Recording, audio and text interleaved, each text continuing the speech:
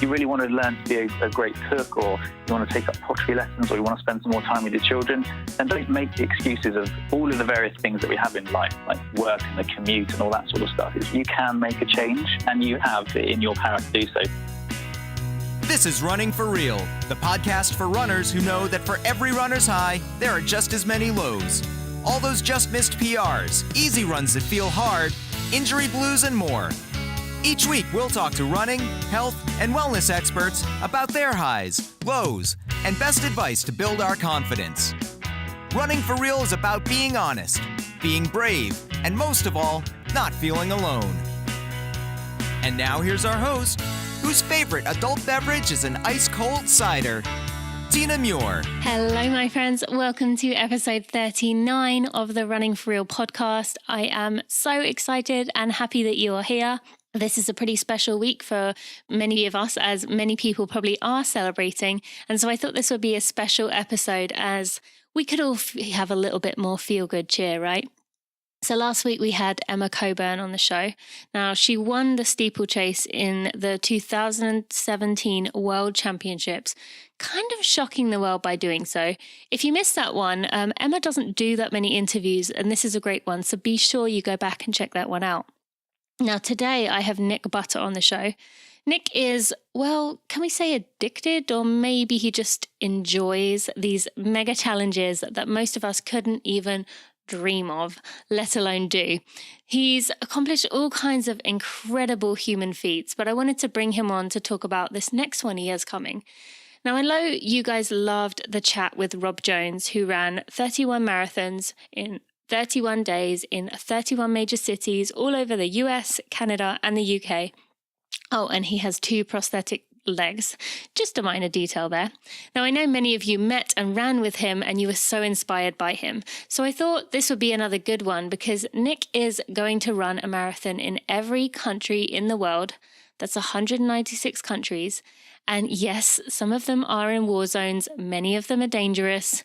And maybe you can go join him, especially if you live somewhere a little more exotic than those of us in the UK or the US. But actually, those major countries, some of those he hasn't actually decided where he's running yet. So if you reach out to him now, maybe you can be one of those people who he comes to stay with in your town. So after a word from Body Health MV, we will be right to the episode. December already. I can barely believe it either. Although I actually love this time of year. Everyone's in a good mood and things are really cheery. Our friends at Body Health are feeling especially good, and later in the show I'll tell you how you can be one of 2 winners of a 6-pack of Perfect Amino. You can tune in later to hear more. Are you ready to meet my running buddy? Because she wants to meet you. I'd like to introduce you, my friends, to V. Hi, Running for Real listeners. I'm excited to finally meet you. I'm looking forward to telling you more about how I can help you later in the show. Nick, thank you so much for joining me on the Running for Real podcast. This is such a perfect episode for this time, a feel good. We're going to leave everyone kind of excited for the new year. So thank you so much for taking some time to join me today. Not at all. Thank you so much for having me on. I'm excited. Yeah, this is going to be fun. And, there's a lot of things that I can talk to you about. But I think the biggest one is that you are going to be someone that other people can relate to and look up to, and see that they are not necessarily, that you're not necessarily some superhuman who can go on and do all these challenges and stuff that we're going to talk about, but you're just a regular person. And hopefully you can show everyone listening that they too can do something extraordinary. And we're going to kind of talk about that today. That is exactly what I'm about. I'm not anybody special. And there's a lot of people that I meet and say, oh, no, I could never do what you do. And actually, anyone could do what I do. Yeah. And it's just, you just need to get your mind in the right place. Yeah, exactly. And we'll get onto that in just a second. After you are an ultra runner and a motivational speaker, those are kind of 2 things that you do particularly well, in addition to these challenges that we're going to talk about. But when it comes to your running journey and realizing that kind of ultra running was what you enjoyed, how did that kind of come about for you as a runner? So I suppose ultra running came about because I started to run longer distances and then realized that it wasn't as painful as running short distances. And everyone finds that very strange, but if you're an ultra runner, you'll realise that you can generally run slower than when you're running in a marathon. I ran loads of marathons, and I did all sorts of different training to try and improve my marathon time. And it wasn't a case of falling out with running marathons. It was just that I found that I was better at running long distances, and also I like the enjoyment and the peace of running longer distances, because you can get into your kind of trotting stride and just enjoy what you're doing, rather than having to go through some pretty hard drills. And don't get me wrong, I do those as well. But the endurance side of ultra running is what appeals to me. I started running when I was 11. Obviously, everybody starts running young, but I actually ran my first marathon when I was 11. What? Wait. You ran a marathon at 11? I know, it's very irresponsible of my parents, isn't it? That is incredible. Wow. Okay. Yeah, it was something that was by accident. It was supposed to be a team event with school, but it turned into teammates dropping out, and actually I was the one that thought, you know what, I can do this. So and I very nearly... Go on. How far did you run before you did that? I loved my cross country at school. I was a really keen cross country runner, and I grew up in the middle of nowhere in the countryside. And running when I was younger, my parents used to take me out and we'd do huge hill walks. So running and walking hills was I loved as a kid. I was young, so I wasn't good at it. It was just I loved it, and if you've got a good passion for something, then you can generally be good at it. So, so not very far, I suppose. I wasn't nowhere near a marathon distance, that's for sure. Wow, that is incredible. I did not know that, as the listeners can probably guess, but that's amazing. So continue. You ran your first marathon age 11. Yeah, I ran the first marathon age 11, and then after that I got into, I suppose, just the real life of school and having friendships and going through the normal things that teenagers do. And during that period, I got into to skiing in a big way, and skiing was a huge passion of mine. And when I look back at my younger life, running really didn't exist for me. Although I did that stupid run when I was 11, running tailed off and I went into skiing in a big way. I was in the under-19 snow sport England team, and I raced a lot. And then from there, I had my parents and my family on my shoulders saying, hang on a minute, you should really be doing a proper job, because one day your knees aren't going to work and it's not going to pay you any money, and don't be silly, you're British, there's no snow in Britain. So obviously that was very real. And I took the sensible advice and got some jobs and worked in finance for a long time. And then I picked up running again as a form of, I've always known I loved it and loved the outdoors and going and find lots of trails and mountains and hills all over the world. And that was not serious at all. It was just what I enjoyed to do. And then I went and ran some ultras and started to get in and winning races and doing really well, and ran one of my first ultras at 100k and finished 7th out of about a 2,000 person field. And thought, hang on a minute, I'm actually better at running long distance than I am running marathons. Only recently I've finished my 318th marathon. So I've done a lot of marathons, and I've done about 60, 70 ultras.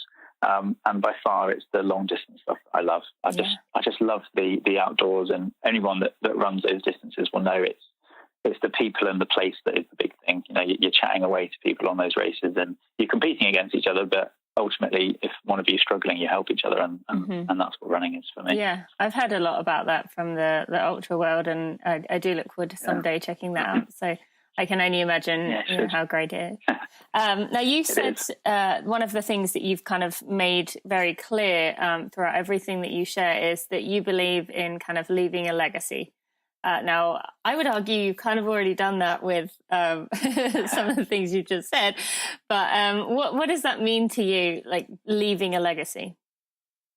Yeah, so leaving a legacy is ultimately when I get to my deathbed and I've got hopefully some grandchildren and a great family, I want them to be able to take on the messages and the kind of the magic of running and sport that I have in myself. So the legacy takes a couple of forms, really. Is one which is based around this whole concept of time, and I'm really obsessed with it because so many people in the world, and this is something that I talk about in my motivational speaking as well, is that in Britain and all over the world, really, we don't fully value the time that we have on the planet. And we will assume that next day exists. And unfortunately, lots of people get ill, they have accidents. I've had friends that are very young and have died in car accidents. I've had godparents and lots of friends of the family that have got ill and died. And without being morbid, it's one of those things that I'm so passionate about, and I want the legacy to be that do not underestimate how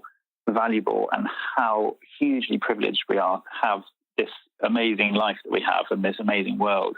And there's some really sad facts that is just the case in the country at the moment, that on average the average British person will spend 90% of their life indoors, and we'll spend 9 years of our life watching TV, and it's just bonkers. You don't wake up when you're 10 and go, you know what, I'm going to spend the next 9 years until I'm 19 watching TV, because it would just be horrendous. It would always feel like a sentence. Yet we do it throughout the course of our life. So my message is about living life with intent and purpose, and really being aware of what you're doing. So I'm constantly reminding myself of that when I'm running around hectic, busy, stressed, tired, whatever. Actually, we're just all hugely lucky, which is usually why I'm abnormally happy all the time, because I think I appreciate that. Not fully, and I'm not in a life or death situation, sadly, like a lot of other people are all over the world. But we have the privileges of the Western world, and my legacy is that let's go and use that, and I do that through running. Yeah, no, it's great, and you're definitely doing that so far and living up to that, hope and dream someday of being able to do that, and it's going well. And just as you were saying about being very appreciating what we've got, and how people can be very negative. I mean, I know personally a few people in my family who are love being pessimistic, especially being British, and I always find it quite difficult to turn people around and kind of want to do the same thing, kind of almost shake them and be like, do you realize what you actually have? But how do you, as this is something that you're so passionate about, for anyone listening who may have, some negativity in their lives, we've all got someone who is in a family or is a, close friend who you kind of is going to be in your life for good. But how do you kind of keep positive, or maybe encourage them to change their perspective when they struggle with keeping that optimism and appreciation? Yeah, it's ultimately, I think it's perspective and experience, and the whole reason that I'm doing this big trip around the world next year is to raise some money for prostate cancer, and that is because I've got this mate that I met who's got terminal prostate cancer, Kevin. And when I'm speaking to these people, and I completely agree with you, there's all sorts of people in my family and in all sorts of walks of life that I've met, and they just have this kind of negative grey outlook on the world. And it's not until you meet people that are truly facing the fact that my mate Kevin will die of prostate cancer, and won't reach his 60s. He's 51 now, and he was diagnosed when he was 49, and he was told he was only have 2 years to live. And when you meet people that are faced with that sort of life-changing message, you hear stories from them, and I'm so glad that I'm not in that position. But what I want to do is I want to make sure that the pessimists and the negative people in the world don't go through their life. And like Kev said to me, which really stuck with me, he said, don't wait for a diagnosis. Don't wait for something terrible to happen in your life until you realize how valuable it is. And I think the more I bang the drum of getting out there and doing what you want, I'm not trying to get people running. I'm not trying to get people to throw away their TV. It's just I have this message of, just if you really want to do something, if you really want to learn to be a great cook, or you want to take up pottery lessons, or you want to spend some more time with your children, then don't make the excuses of all of the various things that we have in life, like work and the commute and all that sort of stuff. You can make a change, and you have it in your power to do so. So I think the answer to your question is that I am relentless in my arguments to them, leading by example. That life is valuable. Exactly, leading by example, and I'm constantly running around doing stuff, and I love it. And I go to bed every night and I say to myself, have I lived today as happy as I should be? So if I didn't wake up tomorrow, have I really done what I wanted to today? And more often than not, the answer is yes. And if I had that attitude, the answer probably would have been no, because I would have thought, oh, you know what, I'll do that tomorrow. I'll go and see my mum, or I'll go and see my brother tomorrow. It's a matter of putting the priorities first. And I think I'm in tune with it, but it's all thanks to people like Kev that I've met along the way that have kind of given me that push to what I believe is the right way to live life. Absolutely. And that's, Kevin is lucky to have you as a friend, just as you are to have him as a friend. So, we've all got that person in our life, and, things are going to happen. So someone who can make us kind of realize how lucky we are, even though obviously usually it's a situation that's not ideal or not wished for, but, we can just do the best we can with what we've got. And so what would your advice be to someone who maybe kind of struggles to get outside of their comfort zone and thinks, well, like using the excuses of or busy kids, whatever, like I don't know if I can do this. Any places to kind of start for someone to push that comfort zone a bit further out? Yeah, I think it's a couple of things. So people and habit. And if you are surrounded people that are similar to you and are negative and are pessimistic, which is often the case, there's a lot of pools of people that feel the same, and that's how friendship groups work. If you make that decision, active decision to want to change, A, you have to really want to do that yourself, and B, try and start saying yes to things. Mm-hmm. It's that old adage of the more you say yes, the more opportunities you're exposed to, and the more positive you'll look on life because you've done something that you may not have done before. If somebody says, "Oh, do you want to go out this evening?" Don't say, "Oh no, I've got this to do, I've got that to do." Then try and make that decision to say yes. So, A, it's giving yourself opportunity, and then once you've done that, it's about getting into a habit. So, I use this example of if you were to get up 2 hours earlier every day. So, let's say you're somebody that wakes up at 8 o'clock. Wake up at 6 o'clock, which for some people might be like, well, that's ridiculous. It's actually not if you start to get into the habit of it. And if you manage to do that every day for a year, the year then is, in time-wise, is not actually 12 months long, it's actually 13 months long. You give yourself an extra month of time by getting up at 2 hours earlier every day. And what you do with that time is you can continue to lead the rest of your life exactly how you would have done usually. And if you want to continue that pessimistic side to you because you can't get it out, fine. But use those extra 2 hours in a day to do what you really want. And that would probably start to change your outlook on life. I'm not an expert. This is just what I've done. Mm-hmm. And getting up a few hours earlier, getting up before everyone else is, and reading books, listening to stories, and it just starts to ingrain in you. And before you know it, I think you'll be, you start preaching to other people as well. And I'm conscious when I talk to people about it, I don't want to come across as preaching. I'm just so passionate about time and making the most of things, and leaving a legacy. So so hopefully anyone listening will, if they are in that, just give it a try. Mm-hmm. Just try and give yourself a bit of a habit. And I will say to anyone listening, if you do decide the 2 hours earlier get up thing, you will be amazed about how much you can get accomplished in those early hours before anyone else is up. It is just, I feel like I get 4 hours worth of stuff done in those early 2 hours. Although I'm not going to get up any earlier because the last few days I've been waking up at 4. I just can't sleep anymore. And I think I could see you having this problem as well. It's kind of almost it sounds silly, but I'm so excited because not excited, but I have so many things that I want to do that, it seems like a waste lying there when I'm awake. So, I would definitely encourage everyone to get up a few hours earlier, maybe not 4 a.m., but get up, like Nick said, at 6 would be great. Okay. Or just work on it, even if it's half an hour. Just something, make a bit of a start. Yeah, absolutely. Okay, so then something else that I'm curious to hear your answer about, something a bit more, I guess, one of these deeper questions before we get on to these challenges that you do.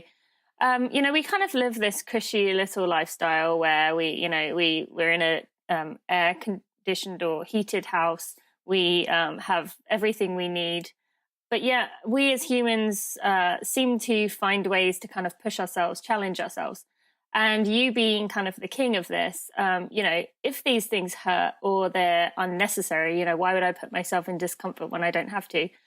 Why should humans, or why do humans need to push themselves? And what are your thoughts on that? Yeah, I think the answer is that fundamentally I don't think we need to push ourselves, because there's going to be lots of other people in the world that will push each other, and our civilization and our species will continue to evolve. However, for me, if I'm not pushing myself or challenging myself or doing something that isn't the normal thing to do, then I'm just fundamentally not happy with it. I want to try and push the boundaries. And one of the big things for me is is schools and kids. And at the moment, we're in this age of smartphones and TVs and that kind of world. I think it's very easy to get sucked in and be lazy. And obviously, we've got childhood obesity in lots of parts of the world. But we need to make that effort to push ourselves. And it's not a case of if you're somebody that doesn't want to do that, and maybe listen to other people, but also you've got to want to do it. And for me, I just have this fundamental drive in me that if I'm doing the ordinary, if I'm not pushing myself, if I'm not trying other things, I wouldn't be going out and doing this crazy trip if it was easy. As everyone knows, if you're a runner, you probably live by the if it's easy, I wouldn't do it. And that's exactly how I live my life. Good. Yeah. And I think that's kind of a way that we all should kind of strive for. And most people probably listening do kind of do that to some extent. So let's go on and talk about these challenges that you do. You've done all kinds of things. You've set out, you've accomplished them, you've had some struggles along the way, but, really amazing. I would encourage everyone to check out Nick's website to see all that he has done. But for someone listening who's thinking, well, I never have the ability to do something like that. Like, I can't even dream of doing what you're doing. What would you like to say to anyone out there who thinks that you're just, you have these superpowers that allow you to, or maybe not superpowers, but something, I just don't have that ability. Yeah. It's not possible for me. Okay, well, it's fundamentally wrong for starters. Everybody does have the ability, so you just got to have the want. I think that's it. It's that, oh no, I can't do that. I couldn't run a marathon. And I fundamentally believe that most people on the planet that are able-bodied can get out of bed and go and run a marathon. Now, it's going to be hard. It's going to be painful. But running, I believe, again, it's only opinion, but I believe is mostly in your mind. And what training does for me is, yes, it trains my body, but actually what that's doing every day I get out and train is it's giving me an extra building block in my mind that says, actually, yeah, I've done this, I can do this. And that's all that running is for me. It's incredibly psychological. And if you can believe in something, then you can do it. I use the stupid example for the kids, and they say, oh no, I can't run anymore. When I'm going and doing the things like the Golden Mile with them, going and running a mile with these 8-year-old kids, for example, and they say, oh, I just can't do it. There's another couple of hundred meters, I just can't run. And it's laziness, but it's also their belief that they actually can't do it. And changing that mindset in them and saying, look, well, if you were being chased, again, it's a ridiculous example, but if you were being chased by an animal or a lion or something like that, do you think you would just say, oh no, I can't run, I'll stop and he can eat me? No, you would get out and run. Your body is physically able to do so. It's amazing what the body can do. It's just your mind has to let your body do it. And I've been in places where I've struggled through the last 40 miles of a race with a broken ankle, and it's been absolute agony. But ultimately, I've taken a decision to finish that race. And this is what I'm coming here to do. This is what I've trained to do, and I will get it done. And it's the whole mental side. You can link it again with when people start walking in races. If you start to walk, some people love a bit of a walk in a race. If it's a long ultra, then you need a bit of a walk sometimes up a hill to protect the body. In a marathon or a half marathon, sometimes you see people walking. And I think for me, when I'm training people anyway, it's that once you walk once, you'll walk again. Yeah. So if you don't walk at all, you can keep that up. And it's just keeping that mind strong and doing little mind exercises. So when I go out and do, when I go and do a 24-hour training day, for example, where I run roughly 100 miles in a 24-hour period, I will run 2-mile stretches of a road and then 2 miles back, and I will do that every hour for that day. Just constantly 2 miles up, 2 miles back. And what that's doing isn't just training my body, it's training my mind. It's getting used to the monotony of the run. I'm not enjoying the run. It's knowing that next time I go out and run a lovely race, I'm going to have beautiful scenery to look at, and my mind will be ready and enjoying that. So it's about being a bit clever with your own mind and giving yourself that bit of a mental boost. So the answer to anyone out there that says, I just can't do it. Everyone starts at the same. Everyone's a little baby when they're born and have all of the same possibilities and the same potential. Just let your mind believe you can do it, and you truly believe it. Don't go and do it for the wrong reasons. Don't do it if you don't want to do it. That's something I think a lot of people try and do stuff because their mates are doing it or because they think they should. If you truly want to do it, you will be able to do it well. It's just you have to believe in it. Yeah, no, that's great. Thank you. And then just to keep showing that real side of you, you just said there that you do believe anyone can do these things if they put their minds to it. But have you ever failed one of these kind of challenges that you've set out to do? And if so, how did you get over it? Yes, I have. So I attempted to break the world record for running the length of Ireland. So that was from Malin Head in the north to the Midden Head in the south. That was about 350 miles. A fantastic runner called Mimi Anderson had the record, still does have the record, I believe. And I went and trained for a long time to do this, and it was running about 350 miles in 3 days. And physically, I completely believed my body was there, and I have the same attitude as I always do. But halfway through the race, I started to struggle with, it wasn't a race, so halfway through the attempt, my body started to struggle, and I didn't feel right. My lungs were struggling a bit, and my legs were agony where they really shouldn't have been. And I had a doctor on hand there, and it turned out that I had pneumonia. And I was running through the rain and the cold, and my body had basically just said, you know what, your body's not ready for this.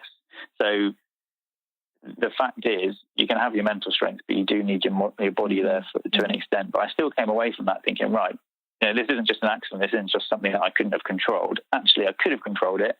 Let's go and get used to running in the rain and cold. Let's get my body ready for this again. And you need to take ownership of that sometimes when things don't work. Things don't work for a reason. You need to identify why, work on it, and learn from it.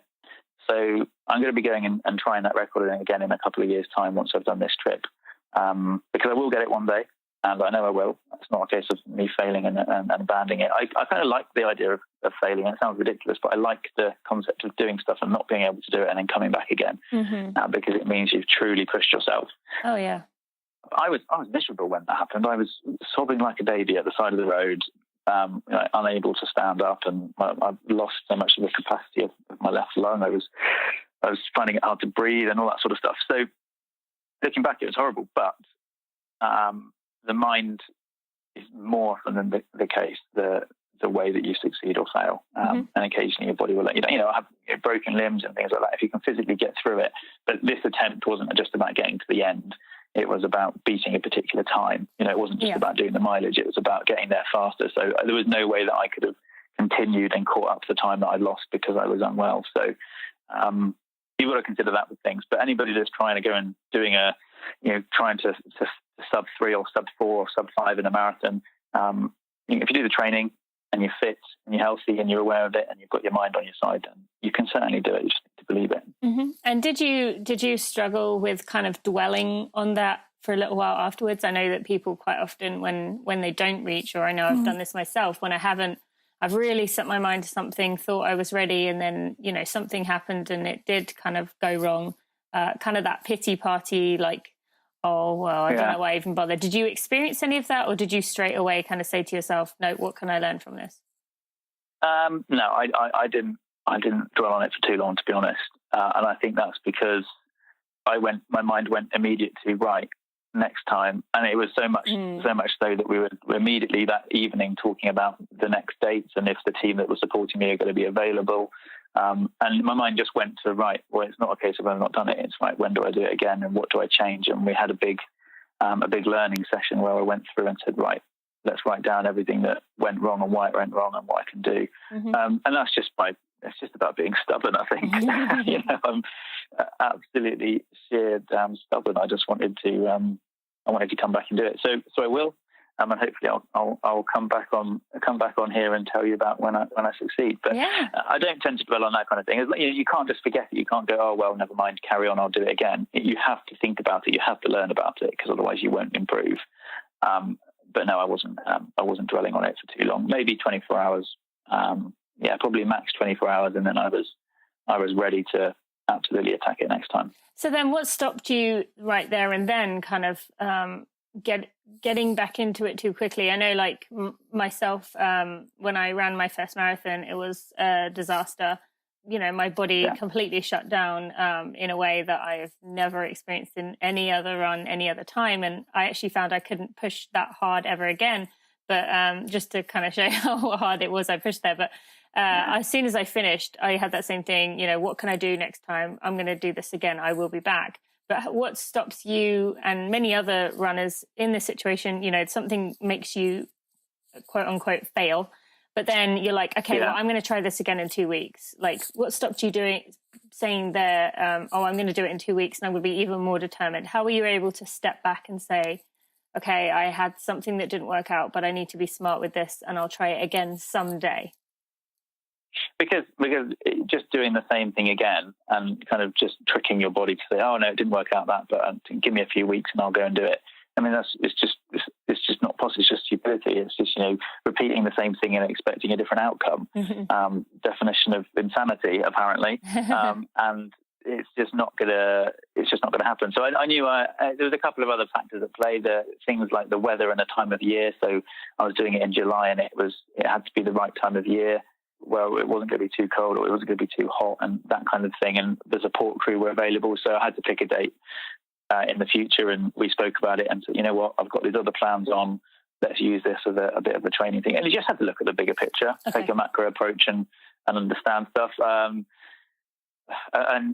you just need a good, strong mind and good people around you and that's another thing actually, is if you are somebody that's starting running or has done a bit of running but wants to improve, and if you don't belong to a running club or a Facebook community or something like that, then do get involved with that, because I find a lot of beginner runners, especially, lots of their family members and their friends maybe don't understand what they're doing. So being able to have lots of people around you that can kind of support you and understand where your mind is, then it will all just spiral from there, and you'll be much better. And ultimately, that's where you meet all of your great training partners, as most of your listeners know probably, that most of my mates are all runners, is because we spend all of the time running. Yeah, absolutely. And that's what we love. Absolutely. And I will say, even the Running for Real Facebook community, quite often we'll get someone who's like, I just need to vent today, this happened, and then everyone will jump on there and say, what can you learn, what can you do? Don't be hard on yourself, kind of move on. And then you always see at the end kind of a message saying, yeah, you guys are right. Thank you so much. Actually, that is a good point. And it just kind of builds you back up rather than just allowing you to just sit there and have this pity party. So definitely agree with the community. Yeah. If you aren't a member of the community and you are listening, make sure you search for Running for Real Superstars on Facebook. All right. So then what about picking a challenge for someone who is listening and thinking, okay, I want to do something like this. I want to do something that's, a really big stretch for me. How do you know what's kind of right for you, that your body can handle, while making it something that is kind of a stretch to reach? Yeah. I suppose my advice, and it might be completely wrong, I don't know, but my opinion is that you pick whatever your mind will let you pick. For me, it's going out and finding something that is ridiculously hard, and I think, I probably can't do that. That's kind of how I pick things. It's if I think I can do it, then I'm not that interested. It's the ones that put me on the edge of my seat and go, ooh, why is that hard? Okay, it's a long way away. It's going to be really cold or really hot. It's really hilly. Not done that before. This is the cut-off time. And just assess it. And, things, especially with running, you need to make sure that not only the fitness and the running element is considered, but if you're going to go and enter a race, it's, okay, so where is it? If you're going to go and run somewhere, you need to make sure that you can afford it. And ultimately, that's how I pick what I do. It's, whatever I'm doing, can I do this? Can it be trained for in the right time? There's no point going, I'm going to go and run 300 miles tomorrow if you've never run, because it'll just be so hard. So you just think about time, think about all of those elements. So the answer is let your mind pick, not your body. Don't worry about your body. You can train for it. Just be sensible with it. Okay. And if my benchmark is, if you've never run before, try running a marathon. If you get to 14 miles and it's absolute agony, then you've got a bit of a benchmark. Okay, so you're a good half marathon runner. Let's build up from there, and just keep working like that. Okay, all right. And then, as you have done these things that are so difficult and tough, what do you do in those grueling moments? The moments where maybe your mind is starting to say, "Why am I doing this?" or "Do I really want to do this?" Yeah. What do you tell yourself, or how do you stay tough in those moments? Yeah. So the distinct moment that I had was in the easy example I talked to you about is when I was in the Sahara Desert running the Marathon de Sable, and it was incredibly painful one evening on the long day, 82 kilometers, I think, and it was 3 or 4 in the morning. I was running on my own in dark in the middle of the desert, and that was the point where my ankle broke. And it was a case of, like, I'm in this what's it called, a stage stop, so like a little bit of an area where there's some medics and some food. And I thought, right, so I just stop here and get the medics to see me and then and take me out of the race. And I actually got to the point where I was walking out of this checkpoint, and I turned around to go and get some support to say, look, I think I've messed my foot up. What can you do?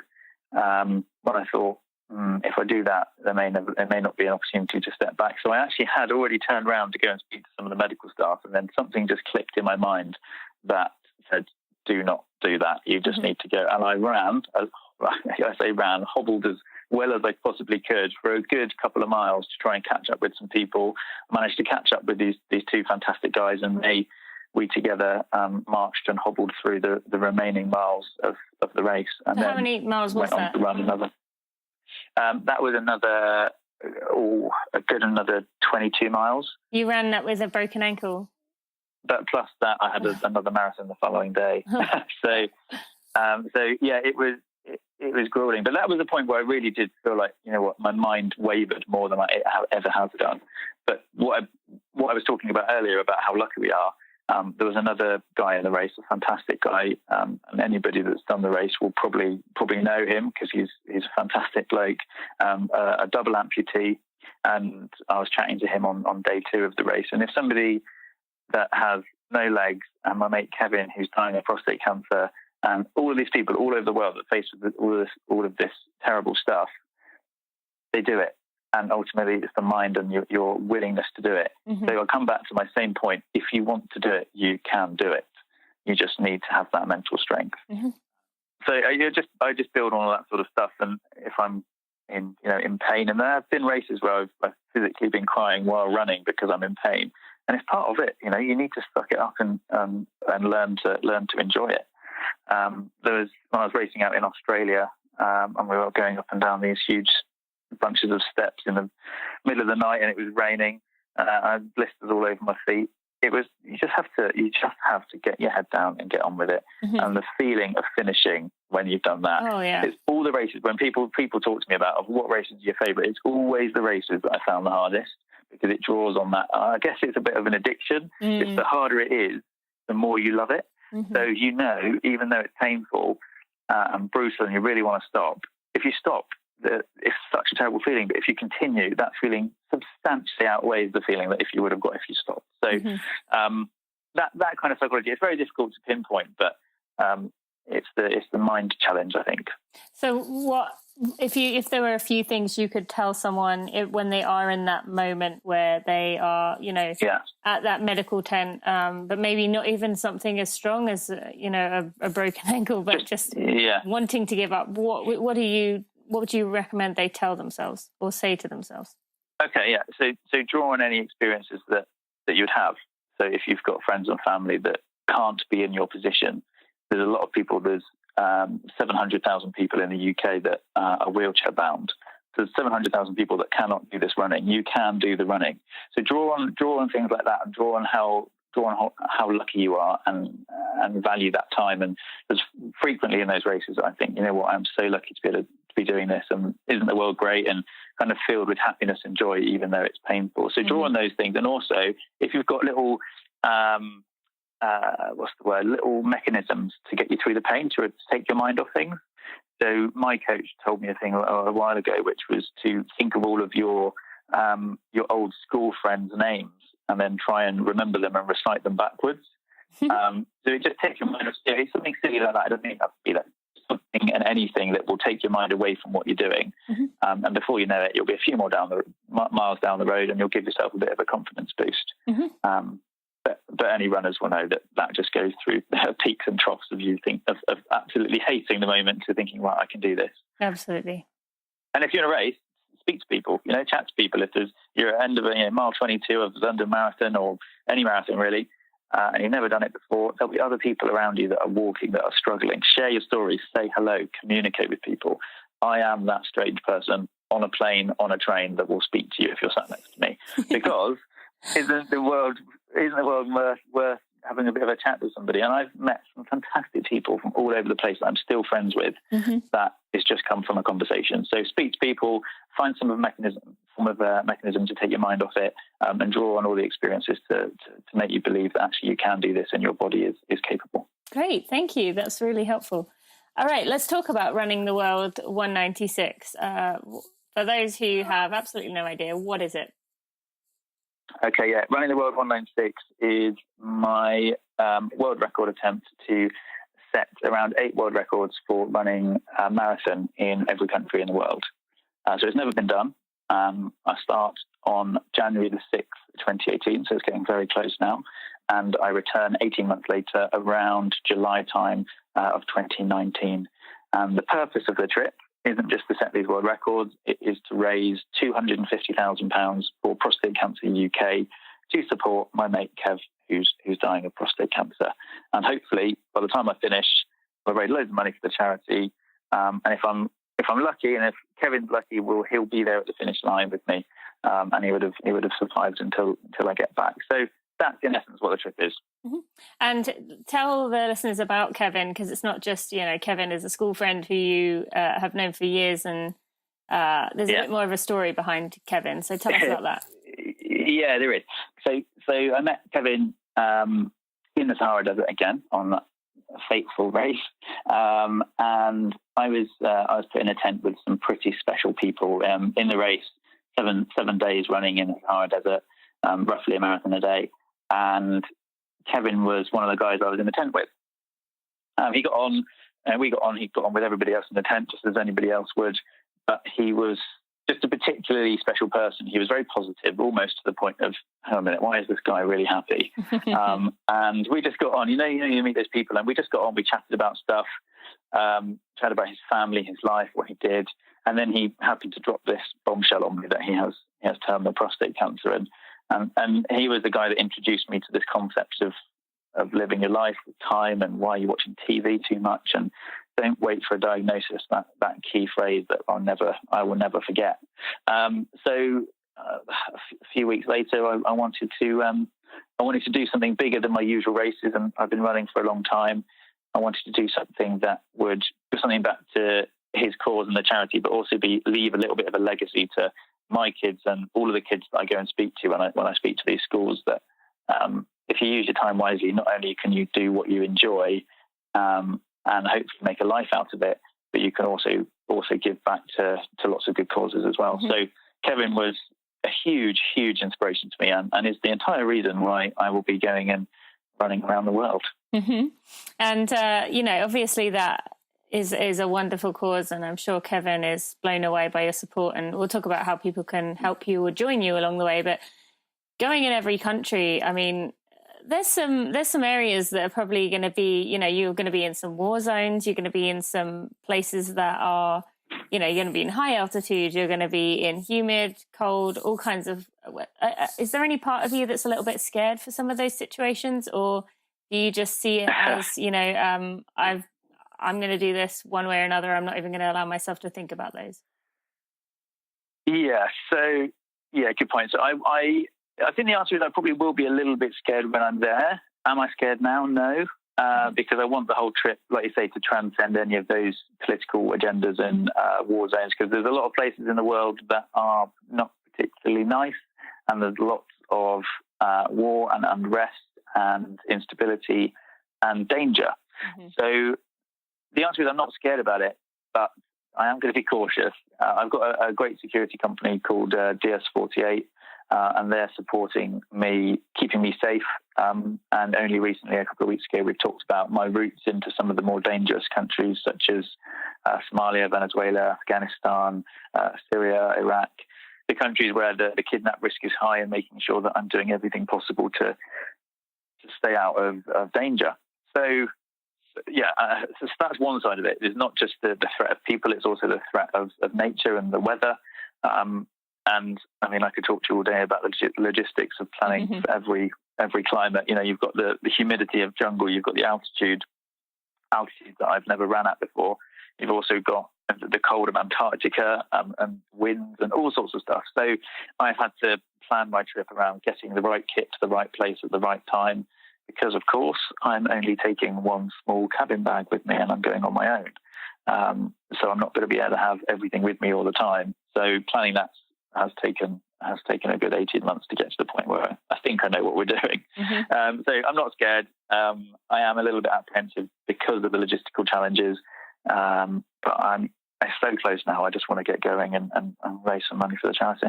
Yeah, no, it's great. And speaking of that, so runners who are listening, maybe, you're going to be in their country, maybe, I know in a country like the US, that might be kind of difficult as rather a big distance between things. But some countries, people can, maybe join in if they're smaller, or if they just want to help you and support your cause. What can runners do?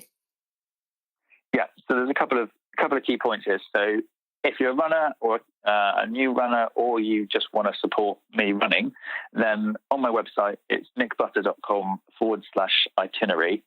And on there, you can see a full list of all of the dates of where I'm going to be. And if you happen to be going on holiday, if you happen to live in one of these countries or have friends or family in one of the countries and want to support me, you can register online. And it basically says where you are and what you want to do. And you can come and run with me for a bit, run with me for the whole thing.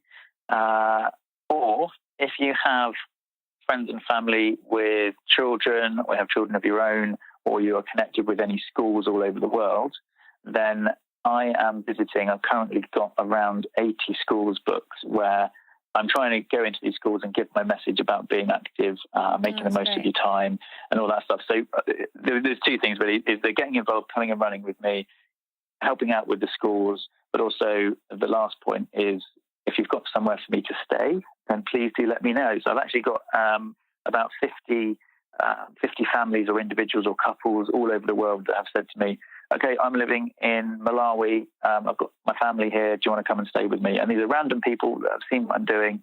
And I've already got 50 and I haven't started yet. So please do get in touch and say hello. I'm friendly enough, so please let me come and see you. And if you want to run with me, then register. That'll be fantastic. And for people listening who are in countries that are a little bigger, I take it there's a specific city in each country that you are going for, rather than you saying Spain. Yeah, and then you're it right. could be Madrid, Barcelona, whatever. You do have specific cities, absolutely. so people can look it up. Okay. Yes, on that website, at the moment it has just the countries, but within the next couple of weeks we are specifying exactly which city.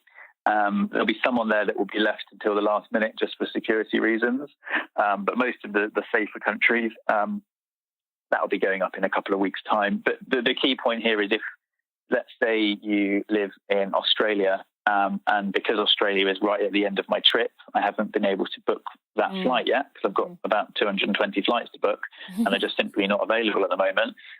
Then you say, okay, I live in Perth, then I'll come and stay with you in Perth. I won't go to Sydney or the other side of the country. Okay, that's good motivation. So yeah, I'll come to you. Yeah. Okay. That's that. Okay, great. Thank you so much. All right. Before we get on to the Running for Real 4, I'm just going to ask you, Nick, if you were to give, a humanitarian award, an Oscar speech is what I usually say, who would you thank? Oh, that's very, very interesting. There's all sorts of people doing all sorts of amazing things. I am a big advocate for the kind of quiet, unsung heroes of the world. So my true answer is probably trying to identify the people that nobody knows of that are doing amazing things, because there's a lot of people out there that aren't famous, will never be recognized, but are doing truly amazing things. But other than that, I've looked up to lots of fantastic people, and I think Kelly Holmes for me is going to have to be my answer. She is somebody that I wrote to when I was young, and she wrote to me. And I think I got my love of running through having a bit of a conversation with this incredible athlete. And now I'm fortunate enough to be connected with her, with one of my sponsors, Do Running, because she is associated with them, as am I. So it's all come together. So I'm gonna have to say Kelly Holmes, although there's so many people. I think she'll probably realise that there's other people out there as well. Yeah, that's wonderful. Thank you so much. All right, we are just going to take a moment to thank our sponsors, and we'll be back with the Running for Real 4. At this time of year, we are thankful for what we have, and I am especially thankful for this community. The Running for Real community is absolutely lovely, and as a podcast listener, you are one of my favorites, as this is a part of my business I put more effort into than anything else. This is also the time of giving, and our friends at Body Health are just as thankful for you guys as I am, but they're stepping it up a notch. Body Health is giving away a pack of 6 Perfect Amino tablets and a pack of 6 Perfect Amino XP tubs to 2 lucky listeners in the month of December. To enter, all you need to do is visit tinamuir.com/Christmas giveaway and enter your email address. I'll announce the winners in January and get the products right to you.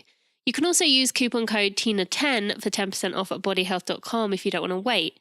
Now, for those of you who are first-time listeners, Body Health was one of my secrets to success as a 2:36 marathoner, as it helped me recover so much faster in heavy training. And as for injuries, it sped up healing for those a lot faster too. Enter to win at tinamuir.com/Christmas giveaway before December 31st. I teased you with it a little bit earlier in the show, and it is now time for me to introduce you to V, my running buddy these past few months, and she gets to know me a little bit more every day. I know she can't wait to get to know you too, so welcome, V. Hi, Running for Real listeners. It's really great to be with you. I've had a really busy summer, which has been exhausting. But every day I'm getting stronger, faster, and better. For those of you who don't know V, she is the world's first AI personal trainer, and she lives in a beautifully designed Harman Kardon, aka a really good brand, Bluetooth earphones with aerospace-grade biosensors, which measure your heart rate, speed, cadence, and more. Basically, she's far more accurate than any of the other wearables out there right now. V, what else can you do?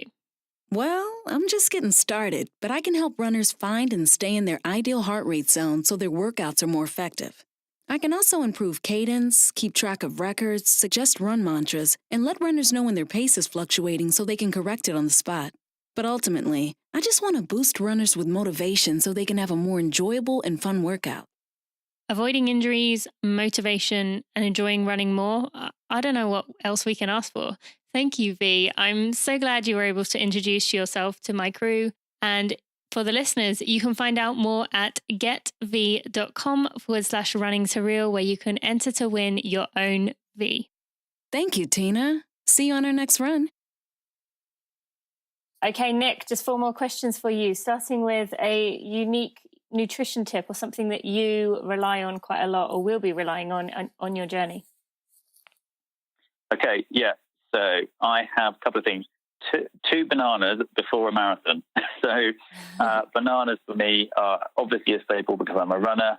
But I always have 2 bananas directly before a race. Doesn't really matter how soon. My gut can generally deal with that. The other thing is I use the kind of natural vegan bars from a company called Pulsin. Some people may have heard of them. Fantastic bars. They're really lightweight as well, which means they're great for my trips. So I'll be using those in more or less not just running, but kind of day-to-day living because it's got great nutrition. But the products are also super tasty, and they have chocolate brownie versions. So who'd have thought it? Complain about that. Okay, great, thank you. What about a running for real moment? A moment that only runners will understand. Okay, yes. When you running for real moment. So I have been in races and really needed to go to the toilet, and I was racing around Draycott Lake once. And there was toilets at one end of the lake and not at the other. And I actually stopped and asked a